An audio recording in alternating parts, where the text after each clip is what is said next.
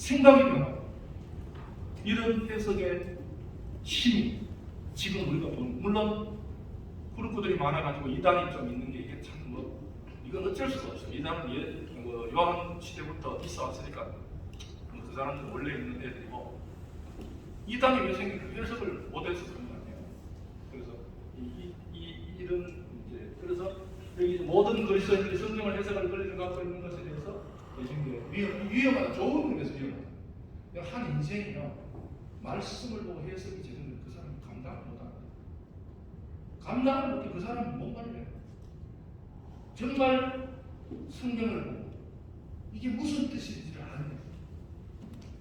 남의 의존하지 말고 자기 스스로가 그 텍스트를 보고 하나님 살아계신 하나님이 나에게 지금 말씀한다고 해석할 수 있는 능력을 그 사람 감당하기 그게 유형이에요. 개신교는 그리스도를 성경에 초점이요 기초라고 기본을 그리고 개신교가 표방하는 부분인데 모든 해석이 최종적인 기독교의 개신교에서는 잠정적입니다. 완성본이 없습니다. 자꾸 이단들이 완전히 내가 다 풀었다고 그런 게 이단입니다. 얼마든지 지금 해석하게 돼서 좀 지금 본문도 어려움이 많잖아요. 지금. 이미 선거적 교회 운동이 평신도들이 모여서 연구하고 있습니다. 신학자들이 아닙니다. 일반 평신도들이 도대체 교회가 뭐냐? 도대체 성경에 나오는 교회냐? 내가 다니는 교회가 성경에 나오는 교회냐? 이걸 연구하기 때문에 우리는 빨리 이 성경에서 제대로 된 교회를 하지 않으면 앞으로는 사람한테 힘들겠다는 그런 성경을 오순절이 왜 생겼습니까? 성경 해석 때문에 생겼잖아요. 2000년 동안 성경 본문을 보고도 성경의 역사는 사도시대 끝났어. 같은 본문을 보고도 2000년 동안 그렇게 해석했잖아요. 성령은 사도시대에만 국한됐어. 이젠 없어. 해석 끝. 그러다가 2000년 초기에 아니야. 성령이 왜 사도시대에만 있어? 성경 해석 때문에 오순절이 생기게. 오순절이 지금 무서운 정도로 사실 기독교의 분포도가 많이 커졌습니다. 오순절이 그냥 동네 오순절이 아니라 세계적 오순절이 됐어요. 왜요? 성경 해석 때문에. 성경을 가만히 들려보니까 성경의 역사가 왜 사도시대만 있고 국한돼? 오늘은 그럼 뭐야? 아니야. 그래서 오순절인데 이 성경 해석 때문에 교단이 생겼고. 그럼 자취사는 이해하시죠? 모기 잡는데 멍둥이를 평생 돌아다니는 거예요. 여러분 모기 잡을 때는 모기 창하면서 또 오거든요. 근데 모기 잡는데 멍둥이를 들고 왔다 갔다 땀은 나는데 인생 말년에 보면 너 뭐했냐? 모기 잡는데 멍둥이를 들고 돌아다니는 게 그러지 마시고 성경을 본문을 정확하게 해석해서 한 말씀이라고 진실 되게 그래서 이제 성경 해석학이 이제까지의 조직 신학 중심에서 성경 중심으로 성경 신학 중심으로 넘어옵니다. 이때까지는 다 모든 성경을 조직 신학적으로 해석했어요. 그렇지 않아요? 총신도 조직 신학이 최고입니다. 모든 본문을 조직 신학이 나쁘다는 게 아니고 조직도 필요합니다. 근데 성경적 해석학은 지금 현재 최근에 나온 해석은 다 성경신학을 배경으로 성경을 해석하자. 그래서 제가 신학교에서 성경해석학을 성경신학을 대학교에서 성경신학을 한 과목으로 강의하는 사람이 잘 없더라고요. 그런데 원리가 완전히 다릅니다.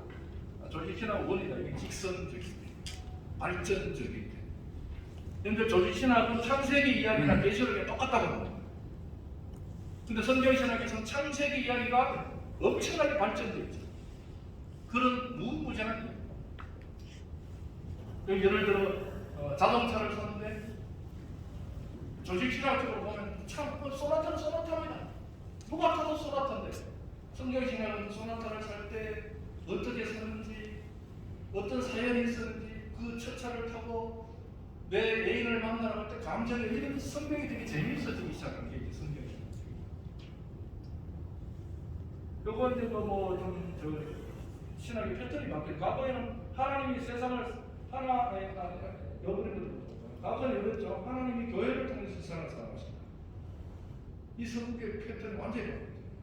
하나님이 교회를 세우셔서 세상을 살아가신다. 근데 지금은 하나님이 세상을 살아가신다. 교회도 하나님의 사랑을 동참해요. 교회도 겸손하게 혼자 살아가요. 기업하지 않고 건물 세우고 건물이 필요하다는 게 아니라 필요하면 세워야 돼요. 근데 건물 중심에 있는 문제라고. 건물이 필요하죠. 성경 본문을 보고 해석하고 결국 적용하고 이 세 가지로 계속 잘 들어옵니다. 끊임없이 들어옵니다. 내가 본 본문이 어떻게 해석되는 오늘 나에게 뭘 의미하는 적용. 여태까지 대부분 설교가 적용이 없었어요. 네가 알아서 해야지. 나는 다인만 열심히 가르칠 테니까. 요즘은 적용까지 목사님이 실제로 해줘야 됩니다. 옛날 분들 설교가 대부분 여기 해석에서 그치잖아요. 잘 해석해주면 집에서 성도들이 알아서 내려가겠죠. 적용 부분까지. 해석이 왜 필요하냐면요. 이 주관적인 자극 때문에 이단이 생기잖아요.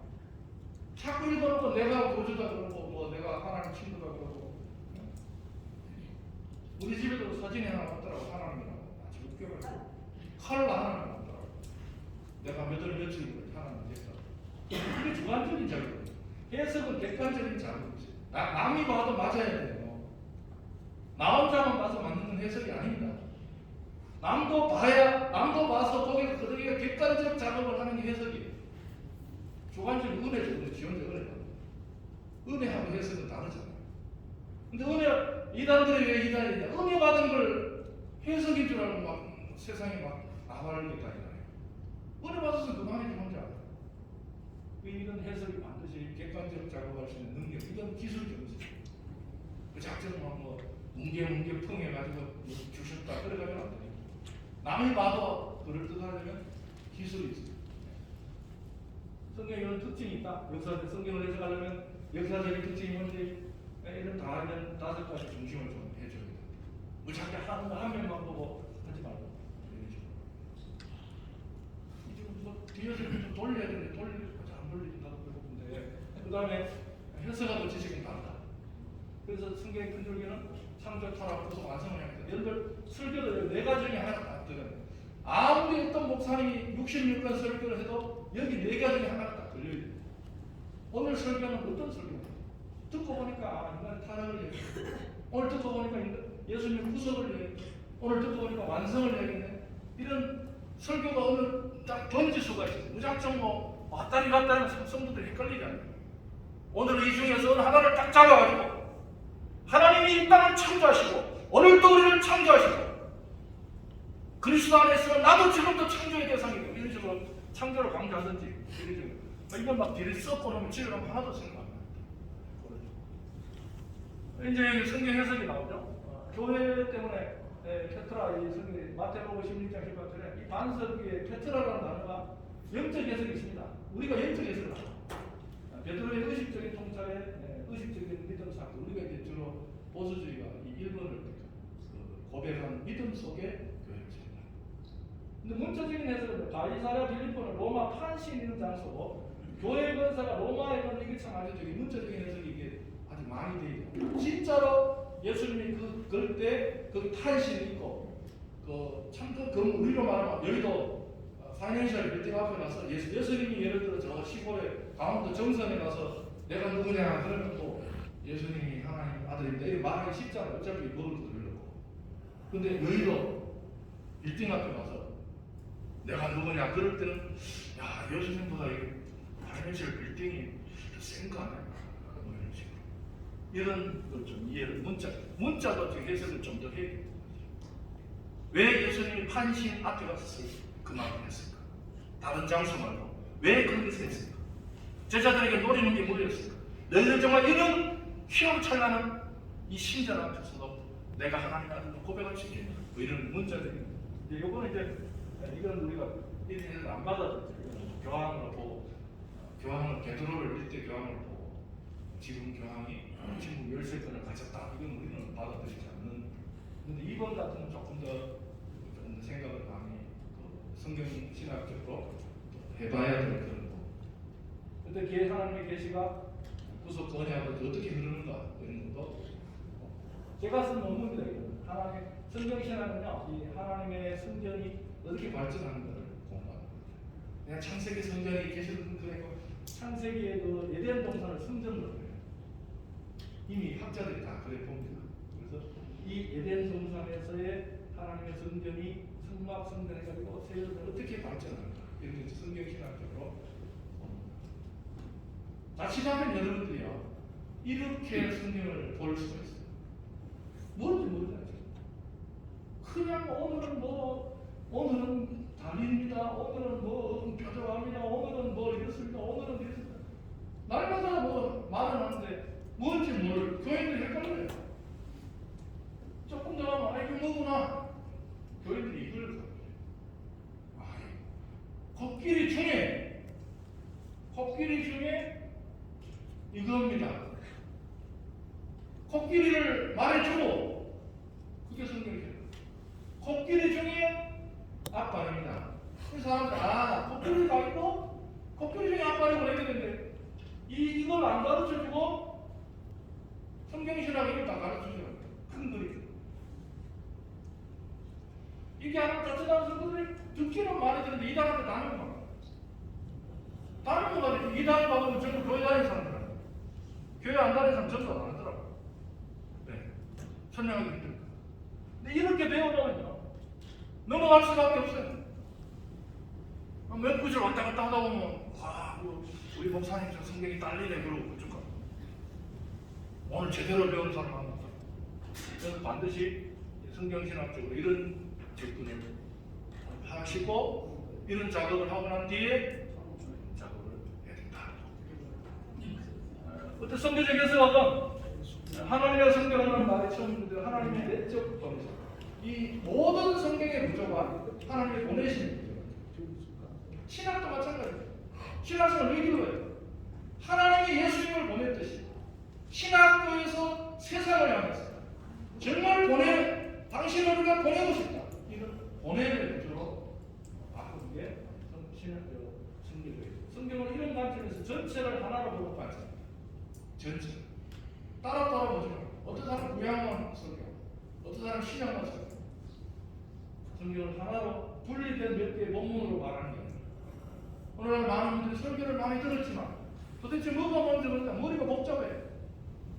오늘은 가서 겸손하라고 그랬다가 연들 오전 예배 오후 예배 또 다르잖아요. 설교가 오전에는 인내하라고 그랬다가 인내 좀 하려니까 또 오후에는 겸손하라고 다시 둘도 안 해요. 그건 다 맞잖아요. 그러니까 이런 어떤 성경을 하나 분리된 걸로 보지 말고 하나로 본다. 무리한 성경을 하지 말고 무리한 성경을 자꾸 끌어들이면 증거 보고 자꾸 내가 오늘 건축을 해야 되니까 자꾸 돼서 건축에 관한 본문 없냐? 그런 짓 하면 안 됩니다. 이제 그런 짓 하면 안 돼요. 그거는 60, 70년대 돈 많이 벌어먹었던 분들이 하는 방식. 그건 절대로 내가 건축하고 싶다고 창세기부터 돈 이야기 없냐? 이건 상당히 위험하고 이미 성도들이 다 합니다. 제가 깜짝 놀란 거는 성경 해석을 가르치다 어떤 교사 한 분이 성경 해석의 책을 써서 깜짝 놀랐어요. 이미 다 합니다. 이런 비밀을. 옛날에 목사님들만 알고 있던 비밀을 다 합니다. 함부로 내가 뭘 하고 요즘 성도들 말썽이 있는데 좀 어떤 본문이 없나 이런 식으로 하면 큰일 납니다. 그걸 증거 본문식 인용입니다. 내가 하고 싶은 마음이 있는데 자꾸 끄집어내. 내가 성도들이 요즘 너무 힘드니까 위로를 좀 하고 싶은데 성경에 위로 없냐? 나쁘다는 게 아니라 1년에 한두 번은 괜찮지만 자꾸 그러지를 하다 보면 뒤에 거는 귀걸이, 코에는 코걸이 본문 중심으로 요즘 그래서 지금 설교하기 본문 중심으로 요즘 설교하기 가장 트렌드가 본문이 말하기 하는 거예요. 내가 말하는 게 아니라 이미 그런 세미나가 있어요. 본문이 말하게 하는 거예요. 내가 말하는 게 아니라 그게 설교하기죠. 지금 이렇게 돌릴 때가 되는데 어쨌든 뒤에 한번 보십시오. 마태복음 28장에 이게 이제 대표적으로 무리한 해석이 있어요. 이때까지 우리가 주동사를 뭘로 봤습니까? 여러분 마태복음 28장 18절에 예수님께서 온 땅으로 가라고 말씀하셨습니다. 여러분, 우리는 가라는 명령을 듣고 우리는 가야 된다. 못 가면 가는 사람 돈이나 보태주세요 이러시겠다. 그래서 뭐 가는 사람 교회 가라, 가는 선교사, 니는 안 가려면 보내는 성도 돈 내라, 돈 내는 사람 보내는 선교사. 예수님의 명령을 끝까지 지켜야 된다. 여러분들, 이 본문이 성경적 성경의 생각이 다르는데 이게 엉터리 무리한 해석이에요. 누가 가라고 했어요? 여러분, 천당 가서 나중에 물어 예수님 가라 그러십니까? 나 가는 적 없는데. 이 헬라어적으로 보니까 마태복음 28장에 주동사는 제자사입니다. 이게 명령입니다. 이미 다 알려져. 이건 다 제가 이제 처음에는 이런 강의를 못했어요. 하면 또 칼이 많이 들어가요. 근데 이제는 다 알려졌어요. 처음에 제가 이걸 발견하고 한번 했더니 또 난리 그릇을 치우더라고요. 요즘은 다 알려져가지고 이제는 이게 주동사, 동사적 명령은 제자상. 예수님이 제자상으로 그랬지 가라는 명령을 안 했어요. 가라는 건 뭐냐? 분사입니다. 분사. 이게 우리나라의 분사가 설명이 안 된다. 제가 죄송하게 영어 문학을 전공을 했는데 분사가 설명이 안 돼요. 우리나라의 파텍스 분사를 설명 못해요. 동사도 아니고 뭐 형용사도 아니고 아리까리도 없는 놈입니다. 뭔지 몰라요. 없어요 우리나라. 이 분사는 뭐냐면 동사를 의식을 때 어떻게 제자를 삼느냐. 동사 제자 삼으면 어떻게 제자를 삼을 것인가. 가면서 제자를 삼. 그러니까 동사를 의식을 때 제자를 삼는 게 어떻게 삼어? 가야 되잖아요. 가면서 제자를 삼고 세례를 베풀면서 제자를 삼고 가르치면서 제자를 삼는. 이게 이제 성경적 해석하면서 대표적인 오류 부분입니다. 이렇게. 이것도 뭐 그냥 뭐 이거는 제가 그냥 개인적으로 이렇게 만든 이거 옛날에 이런 목사님 이름 많았죠. 여러분, 성경에는 다 짝이 있습니다. 알고 보면 동물이 짝이 있습니다. 얼마나 그런 얘기 많아요. 친구야는 다 짝이 있습니다. 주의 말씀은 다 짝이 있습니다. 그래서 또 어떤 사람은 나이 많으면 집신 또 짝이 있는데 아닙니다. 말씀의 짝을 말하는 게 아니에요. 여러분들, 그 본문이 되게 좀 쉬운 성경에 보면 어떻게 해석이 됐냐면 전혀 다르게 해석이 됐습니다. 이 짝이란 게 말씀의 짝이 아니고 동물의 짝입니다. 동물의 짝. 보라, 이제 너희는 주의 둘만이 책에 기록된 것을 자세히 읽어보라. 여기 기록된 말씀들 가운데 빠진 것이 하나도 없을 것이고 또한 자기 짝이 없는 짐승도 하나도 없으리라. 그 쉬운 성경이 딱 나와. 이걸 번역을 잘했죠. 이 짝이 그 말씀 짝인 줄 알아 막 그냥 모든 게 짝이 있습니다. 신약과 구약은 기가 막히게 짝이 있습니다. 이사야 34장 10절에 16절에 하나님의 말씀은 짝이 있다고 분명히 말씀하셨습니다. 여러분, 말씀이어 쓰십시오 했는데 그건 말씀의 짝이 아니라 집에 가서 다시 보고 혹시 제가 잘못 해석했으면 또 저한테 바로 해도 됩니다. 이건 뭐 100%입니다. 이제 성경의 역사도 좀 알고 역사를 모르면 이 해석이 안 됩니다. 이런 부분 있잖아요. 우리는 믿음으로 산다. 이런 것도 이 역사적 상황을 모르고 하면 이상한 여러분들 대표적인 게 우리 어릴 때 보면 이 부분 아닙니까? 새해 되면 목사님이 세로로 이렇게 주여 수년 내에 부흥케 하옵소서. 우리에게 부흥을 주시옵소서. 지금도 그런 데가 있습니다. 근데 이거 부흥해달라는 말은요, 바벨론을 통해서 남유다의 심판을 속히 이루어달라는 거지. 이런 역사적 부분. 우리는 뭐에 집착하냐면 단어에 집착. 부흥이 더 많아야 된다. 이번 해 우리에게 부흥됐으면 좋겠다. 단어에 너무 은혜를 받으면 안 됩니다. 전체 흐름 속에서 이건 부흥이 아니고 빨리 심판해달라. 의인의 옵니다. 바벨론의 침공 속에도 내 기대가 이루어지지 않아도 믿음의 사람들은 하나님께서 끝까지 우리를 버리지 않을 것이다. 내 눈앞에서 바벨론이 지금 성전을 부수고 바벨론이 예루살렘 성을 부수고 그렇게 지켜준다는 하나님이 예루살렘도 안 지켜주고 성전도 안 지켜주고 삐지지 말고 내 눈앞에서 성전이 무너지고 예루살렘이 무너져도 나는 끝까지 하나님을 신뢰할 것이다. 그게 의인이었다. 그런데 그 한 단어가 가지고 있는 다양한 의미들 중에서 우리 속에들은 문맥의 결정, 앞으로 이제 문맥이 해석의 왕이라고. 이단은 이걸 모릅니다. 이단은 문맥 해석하지 않습니다. 이단은 단어 해석만 합니다. 단어 있잖아. 단어 얘기 있잖아. 맞지? 단어 해석 가지고 이단을 이때까지 만들어냈습니다. 문맥만 이해를 해도 창피해서 이단을 못 만듭니다. 부끄럽잖아요. 어디 사기칠 때도 없어가지고. 네? 사기칠 곳이 그런 게 없습니까? 교회까지 들어와서 사기칩니까? 이건 있을 수가 없어요. 그 단어 해석하는 거예요. 단어 가지고 왔다 갔다. 여러분들 14만 4천 가지고 얼마나 많이 지금 사람 쓰면 14만 4천. 네? 여러분 14만 4천의 깊은 뜻이 뭔지 아세요? 14만 4천의 깊은 뜻? 제가 한마디로 청기를 누설해 드리겠습니다. 14만 4천의 깊은 뜻은요, 따라합시다. 대단히 많다. 그 뜻이에요. 그냥 그 문맥 읽어보면 엄청 많다는 거예요. 그냥 상징적인 말이에요. 이게 엄청 많다니까 좀 재미도 없고 문학, 묵시문학 읽는 사람이 되게 많다. 재미가 없잖아요. 되게 많다는 가지고 그 14만 4천을 가지고 지금 또 그걸 가지고 또 그 교환 하나 만들어 가지고 뭐 이상하게 돌아다니는 사람 있잖아요. 참 사람이 나서 그런 짓을 하면 안 됩니다. 다른 걸 가지고 사기를 쳐야지. 어제 사기 칠 게 없어가지고 성경을 가지고 사기를 칩니다. 그건 정말 저는 하면 안 될 짓이라고 해서. 신학은 하나님에게서 가르침을 받고 하나님을 가르치며 하나님께 얘기합니다. 사람에게 얘기합니다. 교주님께 얘기합니다. 제가 잘 배웠는데 교주님을 소개 아닙니다. 아무리 잘 배워도 신학을 배워도 하나님한테 얘기해야 됩니다. 결론은 하나님께 가. 그게 신학이 잘 되냐? 뭘로 얻었습니까? 하나님께 그 영혼을 데려다 볼 수 있는 거예요. 그리고 신학교에 하시는 분들인데 어떤 사람이 들어든지 신학의 마지막은 그 영혼을 하나님께 인도해 넣으시는 정말 멋진 하나님께 쓰임받는 모든 분들 되시길 바랍니다.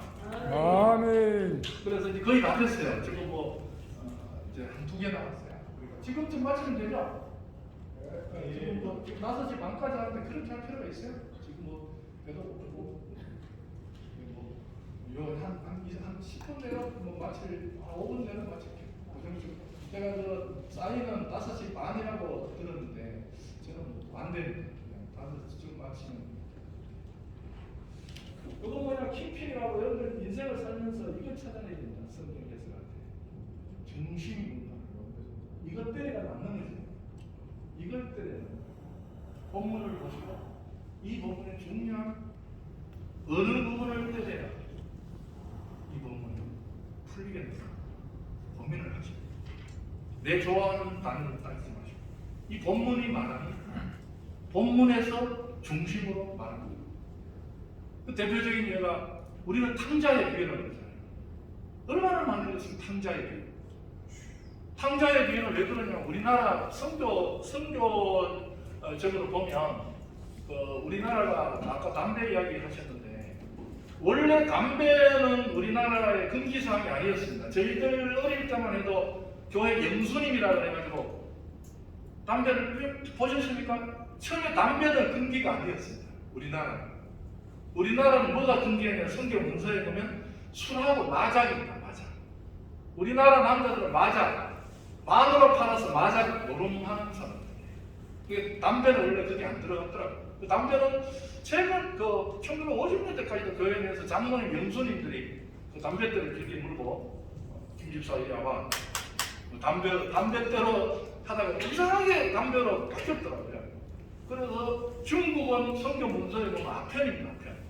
중국으로 대륙으로 올라가는 애들은 선교사들은 아편을 금해라.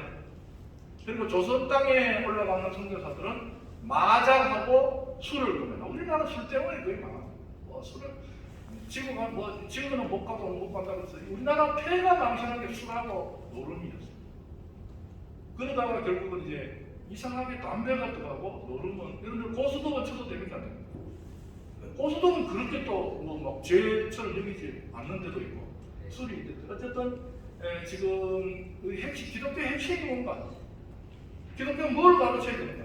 신학교에서도 핵심을 지금 뭘 가르쳐야 되는가? 지금 그래서 우리나라의 문화적으로 이렇게 해석이 연결된 게 뭐냐면 탕자예요.